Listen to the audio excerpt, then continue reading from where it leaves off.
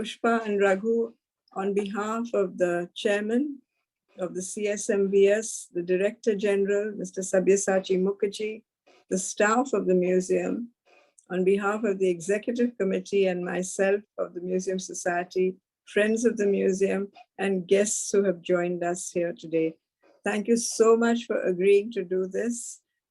Soon after you've done a monumental job in publishing your second book. We really, really greatly appreciate your sparing the time. Book launches are not easy things to handle, but we appreciate that you have taken time off to address the Museum Society once again. So thank you so very, very much. To those of you who are joining us for the first time, a few words. They did address us a couple of months ago about our authors. They had written a book earlier jointly, both Raghu and Pushpa Palat, who had authored a best-selling book, The Case That Shook the Empire, on one of Raghu's ancestors.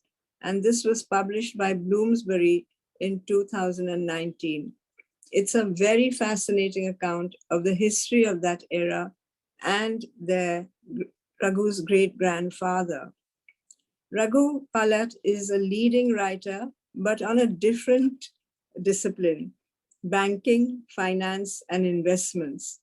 He's been writing in major financial newspapers, magazines, and journals for the last 4 decades, and has over 45 published books to his credit. Now to have turned to history and not fiction, it's historical stuff they're both writing, is indeed very welcome and very, very creditable. As I said, he is a banker by profession and began his writing career with the objective of simplifying taxation and investment for the common man. He's also penned numerous books on soft skills for management executives. Several of his books have been bestsellers, and his book on ratio analysis was used as a reference manual by students at Wharton Business School, whereas his books on retail banking and corporate banking are used by several banks in this country at their training centers. He also wrote a weekly column in Bombay Times on major business influencers and industrial magnates called Pow Wow, which was later amalgamated into a book series. Pushpa, on the other hand, has commenced her career as a freelance journalist, writing for major newspapers. Apart from regular features, she also wrote the middles for the Times of India. Later, she moved on to represent Travel magazine and a Hong Kong-based travel trade newspaper. In recent years, she has been a content creator for several luxury and hospitality brands, and also moved on to writing books. Her most recent book was on the Amazon bestseller list and is a favorite with school children from Mumbai's premier schools, as it is about her pet dog. She too has a long career in journalism, having written for over 30 years. They're both two divergent genre writers, differing in styles and unique perspectives, but have come together to write a story that is very dear to their heart. A book on another ancestor, Parukutty Neithyaramma, the consort of the Maharaja of Cochin, who was Raghu's great-grandmother. It's aptly titled Destiny's Child. I'd like to say a few words to those who haven't read the book. I urge you to go and get a copy. You will see it as a slide, but it's a lovely, delightful book and very easy to read. And you can't put it down. You want to finish the book and then maybe revisit it because you may have missed a couple of facts in the reading.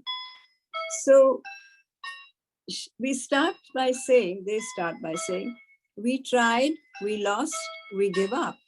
So spoke Lord Irwin, the Viceroy of India, when Parukutty Neithyaramma, the consort of the Maharaja of Cochin, frustrated his elaborate scheme to depose her husband from the throne of Cochin.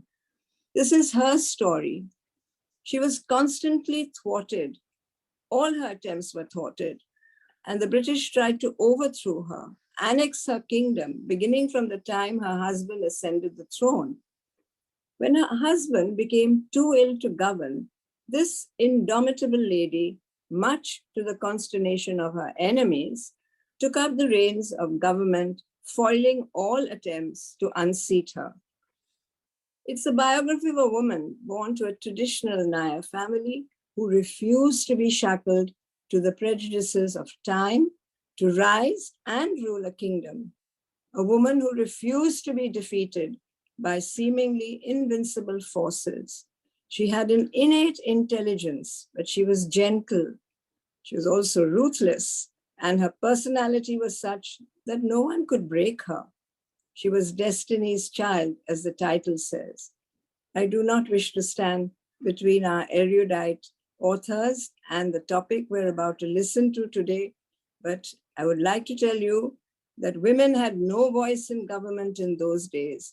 And here was a woman, even today, revered in Kerala, and as one who set the state firmly on the road to prosperity.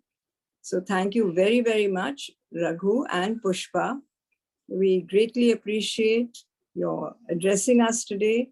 And before I hand you over to our very able technical team, big thank you to you. I know you all have finished your exams now. Have a little break before we recommence your academic studies, ably led by Dr. Jason, Professor Jason Johns. Thank you, Ashwarya. Thank you, Mrinalini. And thank you, Rashraj, for doing this selfless job voluntarily of handling our technical team. The vote of thanks will be given by my colleague, Professor Dr. Anita Rane Kothari, and she will also be conducting the Q&A session at the end. So please put your questions into the chat box. Thank you very, very much, Raghu and Pushpa. And now, tech team, I hand the speakers over to you. Have a lovely evening, ladies and gentlemen. Thank you, Feroza, for the lovely introduction. It's wonderful to be back here and to address you, the CMSC, and we want to thank the CSMVS and the Museum Society of Mumbai and the entire technical team, and of course, Mr. Jason, for all the arrangements that have been made. It's wonderful to be back after speaking earlier about our book, the case that shook the empire, which I'm sure you'll be delighted to know is now going to be made into a movie by Karan Johar. Dharma Productions. And shooting hopefully will start later this year. We are looking forward now to tell you about our latest book, which is Destiny's Child. Yes, thank you very, very much for giving us this opportunity to speak about Destiny's Child. We're really excited about telling you this. Well, we'll start with telling, actually, we'll just tell you today, basically a little bit of a story, Parukutty Neithyaramma's story. Parukutty was born in the late 19th century, and she was born to a Tarwad family, and she lived with her Tarwad. Can we have the slides, please? This is the book. And the next slide, please. Very next slide. The next slide. Okay, she was born to, this is Parukutty's Tarwad. This is the matriarchal home. She was born and lived in this matriarchal home, and she was brought up therefore by her mother. So Parukutty naturally was very, very close to her mother. Unfortunately for Parukutty, her mother died when she was just a little girl. Now, this impacted Parukutty very, very badly, and she kind of withdrew into a shell of sadness. And when her father used to visit the Tarwad home to see Parukutty, he noticed the enormous change in personality in the child. And in order to just cheer her up a bit, he started giving her a few paise on each of his visits, and he would encourage her to save this money. Now, Parukutty adored her father. So she did exactly what he said. She never spent that money, and she kept the stash, and she knew exactly how much she had collected. So next time he came, she would proudly tell him that this is the amount I have. This went on for a few years, and soon Parukutty began to equate her father's visits and the paise, the money, with and his love with the money. Sorry, his visits and his love with the money, and this kind of grew into a desire to keep acquiring and wealth, assets. This stayed with her throughout her life. Now, as the child grew around when she entered her teens, her father started searching for alliances with her, sambandhams for her, because... Could we have the next slide? Because that's when they needed to get, have this alliance. And so he was insistent that the person he chooses for Parukutty should be a very progressive person. And he looked around because he knew that his daughter is extremely bright, extremely intelligent, and he wanted her to reach her full potential. He really had faith in his daughter. So he found among his friends, actually, a prince. This prince was his friend. He was older, much older than Parukutty. He was, in fact, 17 years older than Parukutty. But her father felt that this would be the perfect match for her, because he would not just support her, he would encourage her to reach her full potential. That's what he felt. So the Sambandham was arranged between the prince and Parukutty, which was all very well. But after the Sambandham, the prince, never visited the Tarwad house. The men actually visited the Tarwad house, but he never visited.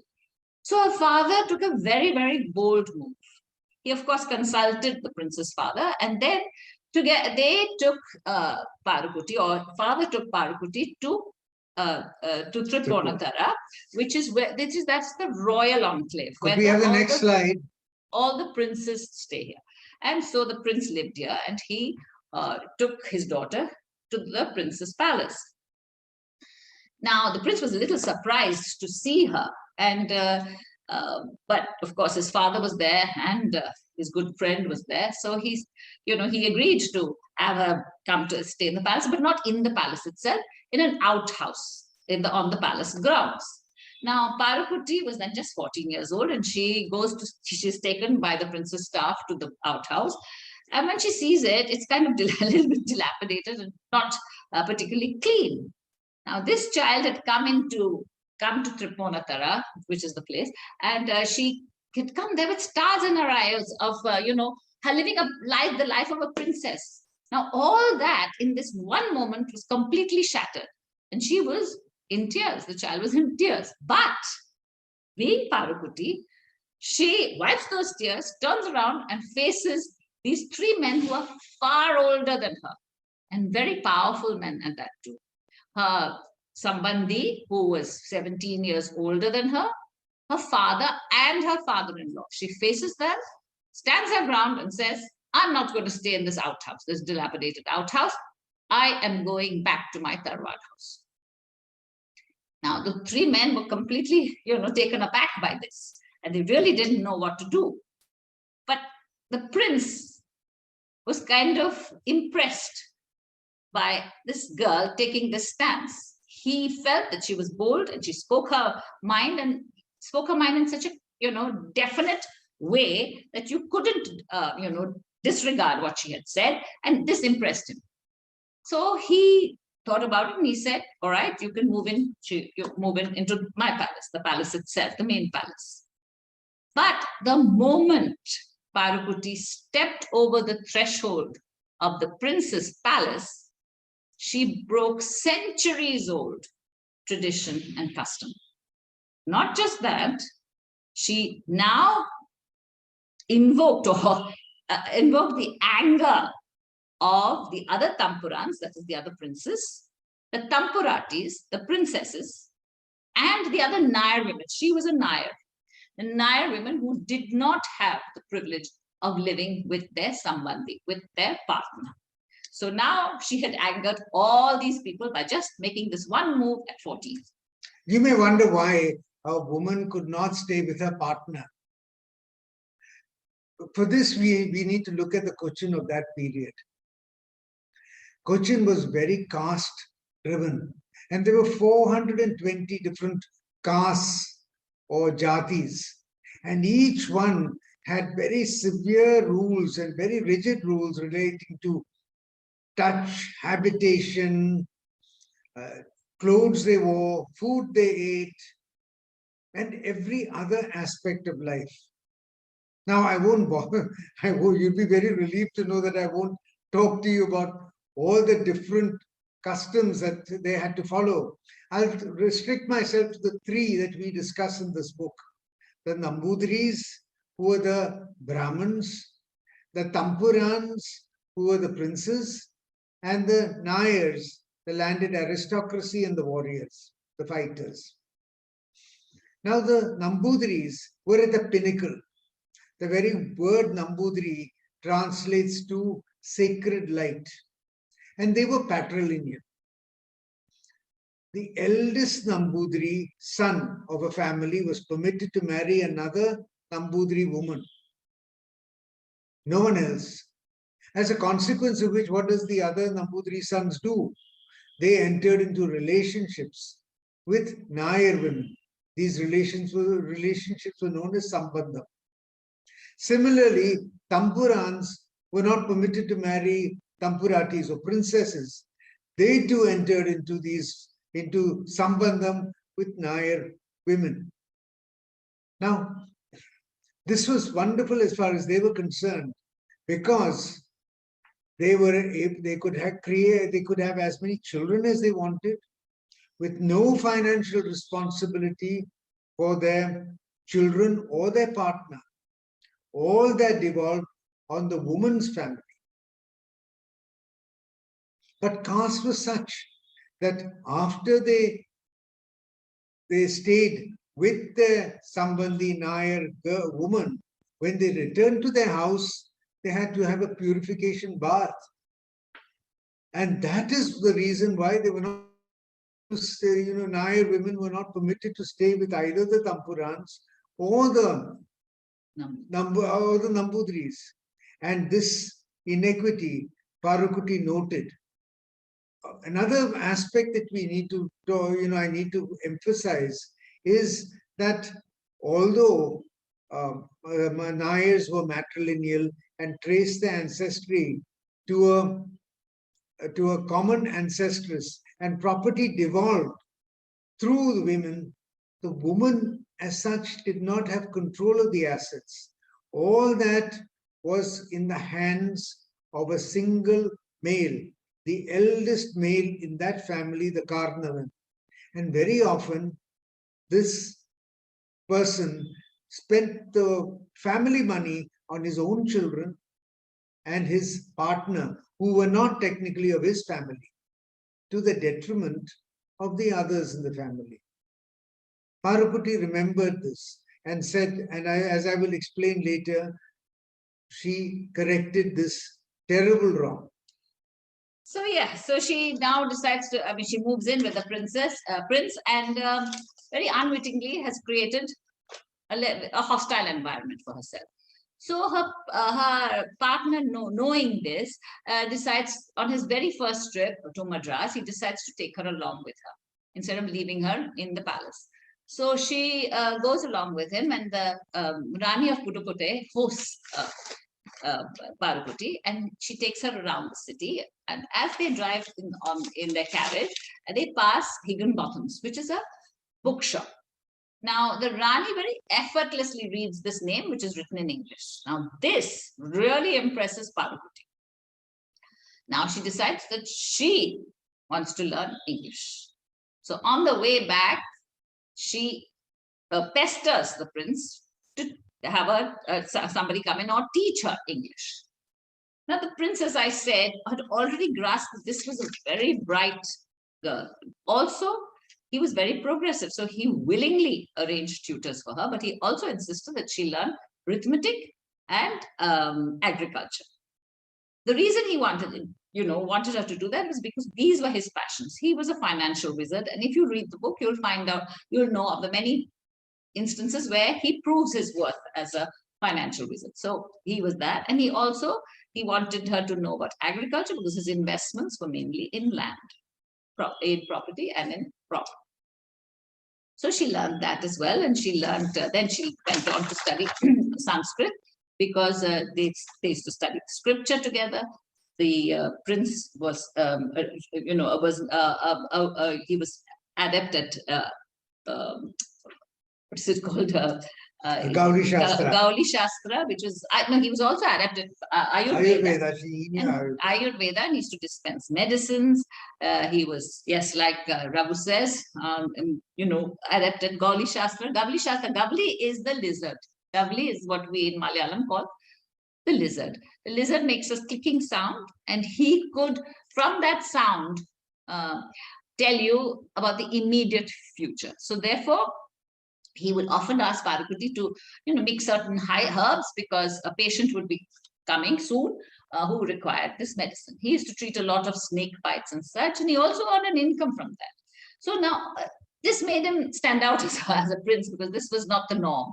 Princes did not earn money from crops and land or from, dispensing medicines.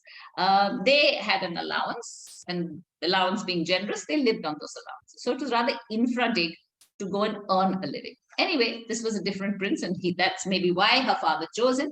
And Parukutty was starting to, from very early times, she started partnering in all these. And this resulted in them creating an incredible bond between them.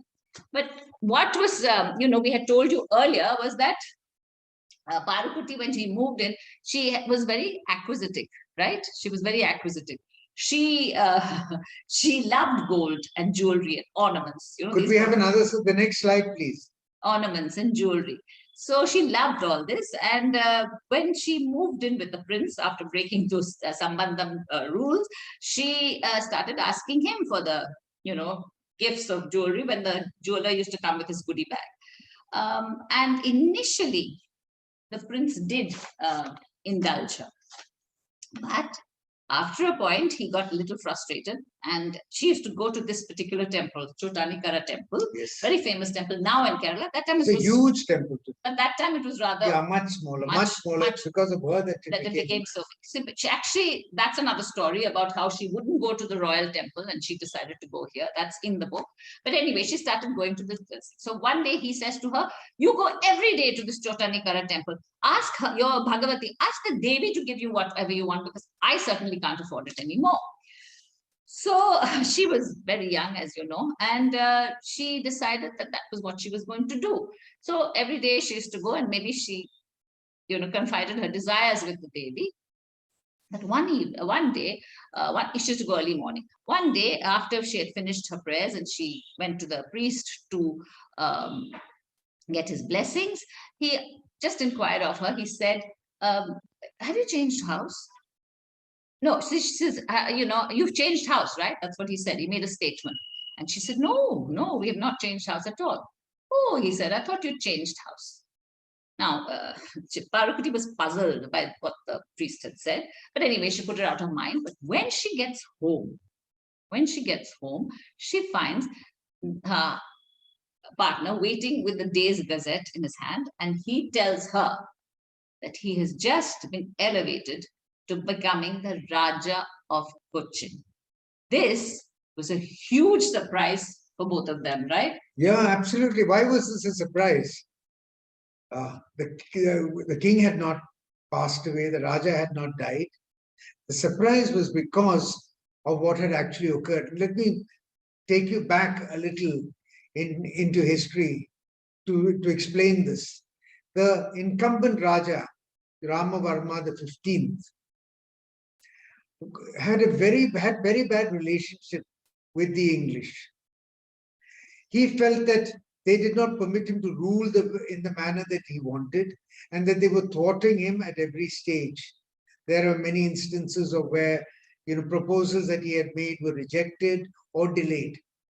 And whenever he felt slighted, he would dash off a letter threatening to abdicate. And there were many such letters of his, of abdication that he had sent to the governor of Madras. The British were also not particularly happy with him because they felt he had pro-German leanings. The reasons were there was a large forest tramway project to transport wood from the interiors of Cochin state to the port at Cochin. This was not given to a British company, but to a German company. Cochin had invited Crown Prince Wilhelm of Germany as a state guest and entertained him. When the armed German cruiser Nassau, which was part of the Scharnhorst fleet, had docked in Cochin, the captain and the officers were entertained at a tea party at the Hill Palace. The German consul Bühler very often was entertained, and he very often came to Cochin, much more than their British counterparts. And another German baron called Kaufmann hunted in the forests of Cochin. So when in 1914 the First World War broke out, the British were very clear they did not want to have a pro-German or even someone suspected of having pro-German leanings as the Raja of a very strategic state, because Cochin was, as you know, on the eastern front, eastern seaboard. So what they did was, one day at a banquet, the British resident stood up and announced, "I am very sorry to mention that His Highness the Raja has decided to abdicate. And we, the British government, have reluctantly accepted his request." The entire assembly was shocked because none had expected it, and none more than the Raja. His empty threats had actually resulted in him losing his throne. He had no other alternative but to send a note and have it published in the Gazette that he was abdicating for health reasons. And this is why we speak about Parukutty being a destiny's child, because had he not abdicated, her husband would never have become Ramavarma the 16th, because the two died just 2 months apart. So the priest had been absolutely right. Parukutty was changing homes. Next slide, please. Not just the home. She was changing, her whole life was going to change. She was the consort, now the consort of the, at that time, Raja of Cochin. Later on, he becomes the Maharaja, but at that time, he's the Raja of Cochin. She was moving house. She was moving into the royal palace, the Hill Palace. Next slide, please. So the Chottanikkara Temple, you will find throughout the book, plays a huge part in Parukutty's life. Throughout the book, you'll find that Bhagavati at Chottanikkara, she has a huge affinity to this. So now she was, as I explained to you, the most of her education she picked up after the Sambandham. When she was very young, she only knew Malayalam and music, right? Correct, that's absolutely. it. That was the end of her education. But once the Sambandham had occurred, she built up all this education because she had a great relationship with her husband, with her Sambandhi. This was incredible for that time, because it was a partnership of equals. Actually, to find such a partnership even today is very difficult. They depended on each other. They trusted each other. They relied on each other.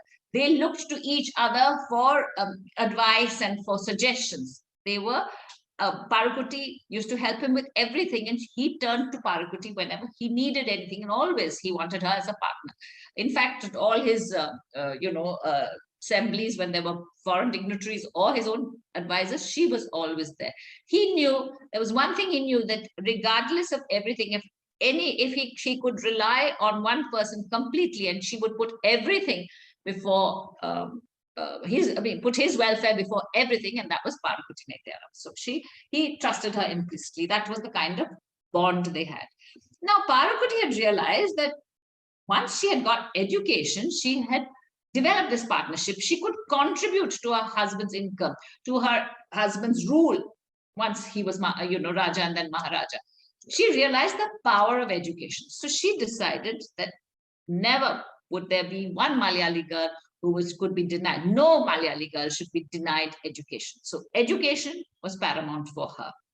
Another thing, she sincerely believed that women had a very great understanding, an intuitive understanding of the pulse of society.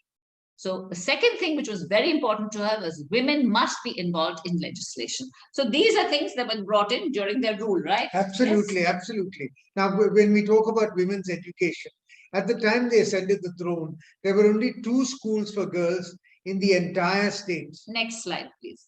And by the time they ended, there were as many as a school in every town and taluk and city in the entire state. When they ascended the throne again, there were only 20% of the girls were educated. They were given incentives, and towards the end of their reign, as much as 66.7% of the girls in the state were educated. This is more than in some states in India today. Education was paramount, and as far as the state was concerned, and the budget on education was 18.9%. Nearly 1/5 of the budget was spent on education. Cochin, at the time, was the most literate state in the whole of British India and Burma. Next slide, please. Apart from that, they were very keen to, have power given to the people, unlike a lot of other princely states in India. And Cochin had one of the first elected legislative assemblies. And in the first legislative assembly, there was a woman. Her name was Chottanikkara Temple. First in India also, right? In the first in India, absolutely. Yes, first woman legislative council. They were, as I mentioned, they were very keen on developing the state. Fortunately, soon after they had taken over, Wellington came to Madras as the governor. Next slide, please. And next slide, yes. And the person on top is Lord Wellington, and they convinced Lord Wellington. They made presentations to him and convinced him that Cochin would make an ideal harbour. Lord Wellington came to Cochin, inspected the place, and was convinced. And he sent the gentleman whose picture is below, Robert Bristow, to make the harbour in Cochin.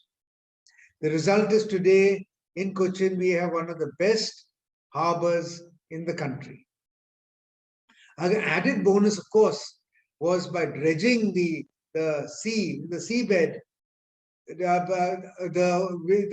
well-known and 775-acre Wellington Island was created, which is the largest man-made island in India.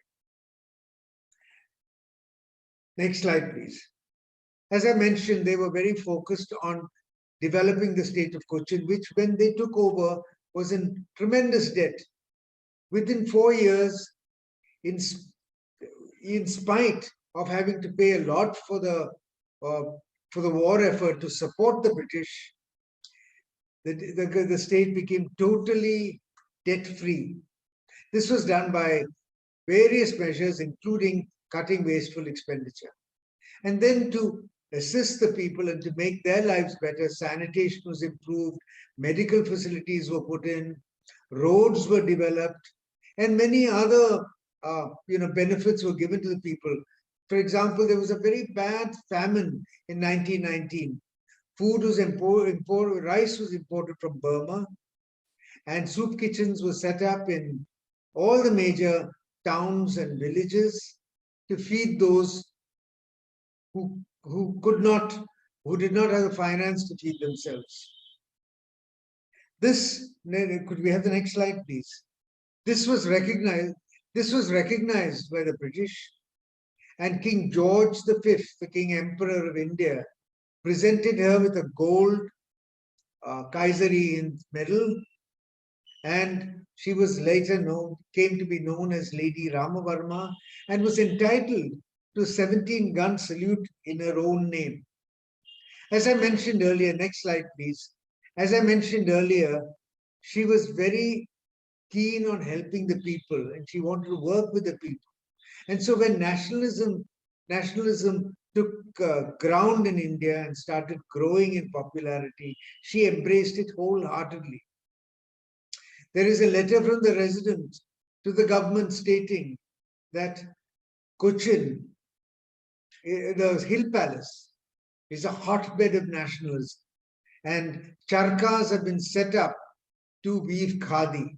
In fact, when Mahatma Gandhi came to India, came to Cochin, he was treated as a state guest, and in his speech, he mentions that he had received a piece of cloth woven by the consort's daughter, a part of which had been woven by the consort herself, and that he had received from the palace checks and cash.